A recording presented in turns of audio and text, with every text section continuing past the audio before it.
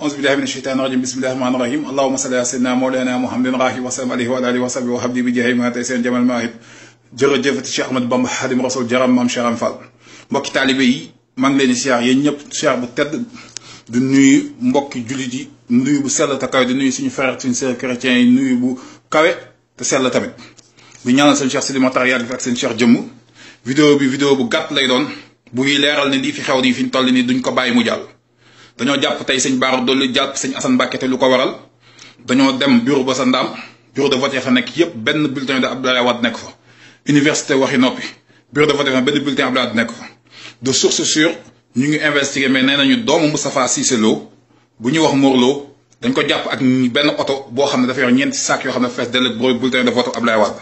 loolu nag amaguñ si lis leer waaye ñu ngi koy topp su wéree itam di def jéego yu si war bëgg tëm itam oto yan tojoon oto Mame Serigne Samb la yi doon wër di weddi li ndigal gi nga xam ni dañ ne seen Cheikh Sima fa joxe ndigal loolu du dëgg kon te nee na doomu seen laxat say doomu seen Cheikh say moom moo jiite woon toj boobu kon fi mu toll nii li ma leen di leeral yéen waa Sénégal di ko leeral waa Mouride man tey mënu mujjumaa voté ndax sama tur nekkul si sama carte jotuma ko fa ma war a voté amul bureau de vote naka noonu adduna bi foo wër yëpp benn bureau de vote foo fa dem ya fa nekk ubbiwuñu nit ñaa ngi dem fekk ñu fa seen tur Touba nag gi dëkk Serigne Touba gi nga xam ne mooy deuxième population du Sénégal te léegi mu doon romb ko Macky Sall da leen privé de leur droit civique ay surtout Serigne Touba ngemb ko ànd ak moom si sib sàcc sib tooñ sib war ak sib njubali léegi nag ngeen laaj ma nag ñàkk teggin gii ak ñàkk warma gii nga xam ne dem nañu ba li gën a bon muy sos ak nar ak fen ak kàcc la ñuy def Fall Mbawox nga xam ni sëñ Aliou Fall moo ko jur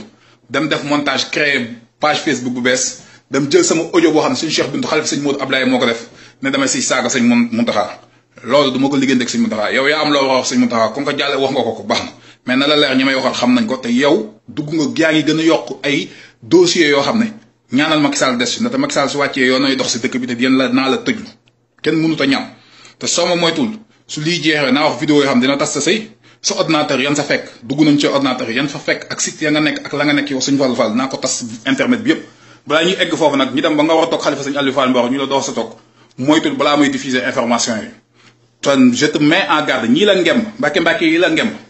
dem nañu ba doonatuñu dara si yoon wi doonatuñu dara seen kër baay ak seen kër maam ñu bëgg la yàq te yow yàqu nga ndaxte yaa jaay sa ndox Macky Sall dem pale fekk ju ko fa man du ma fekk ji kenn ay ministre am sa maan ëpp salaire macha allah yow ak say morom soo wëree bitim réew ba jox ngeen wër bitim réew ba noppi samay taxe 5 ans seen voyage yi ngeen di wër di laajte addiya samay taxe moo leen di fay kon du ma wax ak yow j'ai pas de temps à perdre mais pour revenir aux Sénégalais pour wan leen kii di wax ak yéen qu'est-ce qui l'intéresse je suis patriote sénégalais avant d'être mouride je suis patriote sénégalais avant d'être fils de Mame Cheikh Fall et actuellement c'est l'intérêt de la nation sénégalaise c'est la destinée des générations futures qui doit primer sur toute autre conviction religieuse appartenance ethnique ou autre chose et actuellement nag loolu laay jiital di wax ak maître Abdoulaye Wade ni jaanam wàcc na 92 ans li mu war a def na ko Omar Sarr maître Madické Niang tonton du Diop de quoi ma leen ñaan at yi ngeen am fàttali ko leen 88 moom la Abdoulaye Wade amoon Cheikh Abdou Lahad waxoon na fi déclaration ku wax Sëñ Tuubaa war na ku wax Abdou Diouf war nga Sëñ Tuubaa te teewul Abdoulaye Wade wormaal na ko politique na xeex na ba Thiès yëngu la cité diraay dëkk yëpp yëngu te teewul musul wàcc ñàkk teggit musul ñàkk war ma Cheikh Abdou Lahad te xeex na droit civique am kon tey dafa jot ngeen jug xeex seen droit civique waxoon naa fi yaa sama vidéo avant vidéo bii mujj yaa 3 jours am na kilifa gi waaj a def déclaration pour faire manipulation de masse di wax ay xisa ay xaddis si fitna ay xaddis si yee ay di wax ak lan ay dal ay tekk nañu ligganti lépp c'est un corrompu et je te le dis il travaille pour Macky Sall c'est un employé de Macky Sall et je le dis kilifa goog ba muy ñëw sama kër di fa teg su musaan raxasu damay naan ndoxu roxasal su musaan wàcc damay dox si glace gi ak samay tànk neen di ko raamal ngir ubbil ko oto bi maa koy tegal oto defal ko lépp ba ma koy jox addiyee di jox sëñ Saliou ay millions moom dafa doon dajale di defi terrasse ak di takki soxnaam kon su ma demee ba am fu ma egg ak moom moo wàcc àndam mais man fa ma nekkoon juguma fa surtout sëñ Tuubaa yow war a mel nañu war a mel suñ fi ñëwee fi ñu toll ni sama addiyee at bu nekk day dem si ñoom suñ fi ñëwee ma dindi sama kaala wala sëru dënk bañ ma uufeewoon ba may soog a judd bañ ma ngéntee sëru dënk boobu ma la leen ko ñu dox si waaye nag ku fi wàcc si politique bi mënoo ma imposer benn honneur wala benn dignité kon je m'adresse à la classe politique on doit libérer ñaari sët Serigne Touba yi nga xam dañoo war a nekk dañ leen tëj kaso waa Karimis yi ñu jàpp dañ leen war a libérer parce qu'ils défendent leurs droits civiques c'est le minimum et on a des acquis qui depuis 1902 du vécu de Serigne Touba Blaise, Ngalandou Diouf, Lamine Gueye, on a su toujours protéger ses acquis politiques. Et de jour en jour, on a bâti un empire démocratique qui est le Sénégal. Exemple de toute instabilité, qui est bradé aux Français actuellement et qui, dans toutes les grandes organisations, en particulier des Nations Unies, rehausse la fierté sénégalaise. Parce que tout récemment, en 2007, jox nañ ko prix bi gën a jàppandi si prix yëpp muy prix bi pays bi gën a stable si Afrique. Donc, ce qu'on a travaillé pendant 119 ans, Macky Sall vient de prendre en otage nos droits civiques, vient de prendre en otage notre liberté d'expression, vient de prendre en otage nos ressources minières et nos ressources pétrolières. Donc, kilifa diine yi nga xam ne ñu xarit ak ñoom di ko woo téléphone ngemb ko jël ab mbërëm teg ko te mbërëm moomu xam na nit ñu gëmuñu ko bëgg ñu forcer nag après ñu sàcc bëgg yedd nit ñi naan leen bu leen yee fitna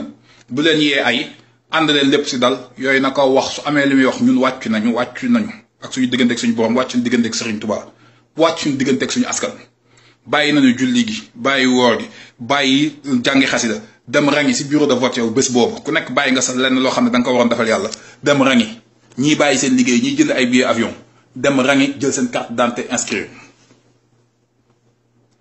bu ñu ko defee ñu toog di xaar seen carte d'identité ñu la nekkoo si liste bi ñii dem tey jot seen carte d'identité dem di voté ji dëkk ak dëkk fekk ñu fa bulletin ñu war a voté wala fekk ñu seen tur si liste bi kon soo amee koy yedd wala koy wax bul ñeme askan wi tax duñ sa jàmm gëmootu ñu la wóolooñ la say wax ak waxi picc am si ñun woowal Macky Sall nga wax ko bu la Abdou Diouf gën a gore bu la Lamine Gueye gën a jore bu la Mamadou Dia gën a gore bu la Senghor gën a gore bu la Abdoulaye gën a gore gëmal yàlla jox nit ñi seen carte d'identité ak seen bopp carte électeur def bulletin de vote lu yàlla décidé nga ànd si te dellu gëm yàlla xam ni loolu la yàlla la fi tegoon bind na la fi kon maa ngi woo Mauritanie di woo Sénégalais yi dafa jot ñu yeewu xàmmee ràññee te sax si dëgg xam ne dëgg mooy mujj la Cheikh Abdoulaye Khad waxoon nga wéttali ko si ak nga wét ak wéttali ko si nga war a yemale lëm lay jural moo gën ñii liy wane nag seen nëngate ak seen bon naa la indil deux exemples sëñ Fallou Fall Mbawar dafa def benn site internet jël benn audio boo xam ne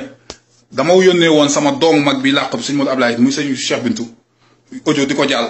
mu jël audio bi mais def ko site internet neen dama doon saaga sëñ Modou sëñ Mountakha sos te xamul gravité yi li mu def mooy falsification ak diffamation muy jaxase xam lu tax ñu def ko dama ni ko yow Cheikh Abdou ak keneen ngeen sëgg leen ngeen bëri man du man kon ko ragal ngeen bëgg ma jaxase ak sëñ Mountakha kooku xolal al Mountakha la dañ ko choisir kooku bokkul ki yéen yi ngeen nekk si kooku nitu yàlla la dama toog si ñuy sëñ Saliou mu toog si njowaat mu toog si tay tagal si Mountakha fekk si ko mu xelil ko café sama kanam ne ma maam ne ma bàyyi fa may jégale ma mu jóg jégale ma dugg boobu mattaanda rokk Moussa Ndaw ngi toog dama am seede sama wax ganale sama gan gi kooku man xam naa la mu doon ku jullee sëñ Moutara jullee doomu sëñ tuwaay kon kooku yaakaar naa ne kooku am soxla ak loolu naqee dem mu defar ko kon bàyyi leen naafeq bi man je suis trop loin de vous mënoo leen mu détruire ñu waxati seen groupe googu yëpp ak mara yi di wax ñoo fi toog tuumal Macky Sall day dugal góor jigéen dafa indi ay loi maçonnique day xeex diine fa référendum bi mars 2015 ñu ngi fi taw juillet 2016 16 mois moo fi dox mënuñoo teg bët mënuñoo jàpp lu soppeeku si doxalinu Macky Sall ngeen bëgg wëlbatu ki yéen soppeeku dem ànd ak moom ma contre seen volte-face bi ngeen yàq sama der du man ak yéen le peuple se jugera la véracité sera toujours au-dessus de toute autre conviction faussement établie et faussement érigée pour aveugler le peuple loolu laa bëgg mu leeral kon ma delluwaat si murit yi delluwaat si taalibe Cheikh Ahmadou Bamba delluwaat si waa kër maam Cheikh Ibra Fall nañu dëgg mël xam ne suñu kilifa yi ils sont en otage gone yi leen wër la ñuy wax du dëgg c'est des employés du gouvernement ils sont corrompus jusqu'aux os li amoon si clergé chrétien bi au 16e siècle au Vatican moom moo ñëw di am si yoonu mouridisme bi fii lii am Touba tey ñu toj ay bureau de vote jàpp ay sëtub Serigne Touba yoo xam ne tey balaay jant soo war nañ leen libéré ak karimis yi nga xam ne jàpp nañ leen ñu doon marché pour jot seen carte d'identité j'appelle nag yow tonton Madické Niang tonton du Diop Decroix tonton Omar Sarr s'il vous plaît Abdoulaye Wade 88 amoon na fit at bi ngeen am la amoon lii de ñun Abdoulaye Wade jaaxal ñu 92 ans mii sax dañ koy masawu coono yéen yaa leen ñu jaaxal fit ak leadership bu ñu soxla la ñu bëgg ngeen wañ ñu ndax kaso ñeme ngeen ko dañ leen ñaan ngir jëmmi Cheikhou Khadim ngeen dem seeti Idrissa Seck seeti Balde seeti Abdoul Mbaye seeti Cheikh Bamba Dièye seeti Malick Gakou seeti leader politique yooyu yëpp dem seet leen sëñ Mansour Sy Djamil sëñ Moustapha Sy ànd ak ñoom dem sëñ Cheikh Sidi Matar bu kenn du Cheikh Thioro du kenn bu leen wóolu kenn bu kenn dox seen diggante ak sëñ bi ngeen leeral li ngeen di leeral sëñ bi lépp ne ko nag li ngeen bëgg te réew bi bëgg mu am jàmm mooy mu joxaat ñëpp seen carte d'identité ñuy woo ay observateurs internationaux ñu jaaraat élection yi ci yoon lu ko may nag su fekkee defuñu ko nañu suñu génération future ne suñu nguur jaral ñu dox jëm pale bëgg démb Moussa Ahmed Sidi Lamine Niass daf ko menacé dugg pale mu libéré ay nitam kii li koy génne man maa leen ko wax kii du génn Sénégal ci jàmm li mu def mënul génn Sénégal ci jàmm actuellement il est prêt à verser du sang à sacrifier le peuple parce qu'il sait qu'il finira en prison où il y a des Sénégalais qui sont prêts à lui faire la peau. Il y a des Sénégalais qui sont prêts. Et ça, pour éviter toute cette instabilité, toute cette violence, préservons la paix, la stabilité qu'on a bâtie pendant 119 ans, cette démocratie, cette liberté d'expression, cette transparence dans nos votes. Préservons-le, nous conscientiser la jeunesse. Cette classe maraboutique corrompue derrière Macky Sall sont des objets instrumentalisés qui sont l'opium actuel du peuple. C'est pour endormir le peuple. Vous ne l'en déglou. Dañuy diaboliser nit, dañuy yak der, di katch, di sos, di guerre. Lolu ku la koy wax yaakaani sa deret mu na la may nga egg ci yalla ci lolu. Man ku dul Cheikh Ibra Fall ak Serigne Touba. Da Serigne Cheikh Sidi Matar Serigne Cheikh jëm doxalatuma sama digënté kenn ci ñom. Le sëñ Mame Mor Moutada wax leen bëkk dem rek bu sëñ bi lu mu am ñu wax nañu wol wax ñuko. Li ngeen def Assane Mbacke ak Cheikh Abdou Lahad Mbacke yóbbu ko sëñ Cheikh Sidi Matar. La nga ciow la yéppé ngay ñun. Loolu ngeen bëgg def bëgg maa bokk rek si Mountakha ak jaxse ku wax ngeen bëgg ko muselé man bokk ma si ñooñu. Je suis ici et tant que je serai là tous vos machineries, tous vos manigances, tous vos fumisteries je vais les dévoiler au peuple sénégalais. Kon maa ngi woo Sénégalais yi élection yi nañu xam ni résultat yi am ni kilifa yu jug temb ngir téye nit ñi seen kër ngir ñu bañ a dem ñoxtu ji ko nañ ko ñoxtu xeex ko. Nous avons élection qu'on appelle des observateurs internationaux pour qu'ils viennent veiller à la transparence des votes, pour qu'ils viennent aussi observer si les règles de la CEDEAO, si les règles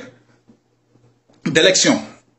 que l'ensemble des leaders politiques ont établies sont respectées par Macky Sall. Donc j'appelle les Sénégalais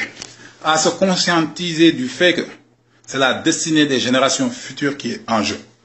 Et c'est seuls nos sacrifices qui vont bâtir leur épanouissement et bâtir leur avenir dans une stabilité durable, dans une stabilité qui va leur assurer de pouvoir avoir des emplois durables, de bonne rémunération et de vivre en paix sans aucune inquiétude d'extrémisme, de rébellion ou de putsch politique.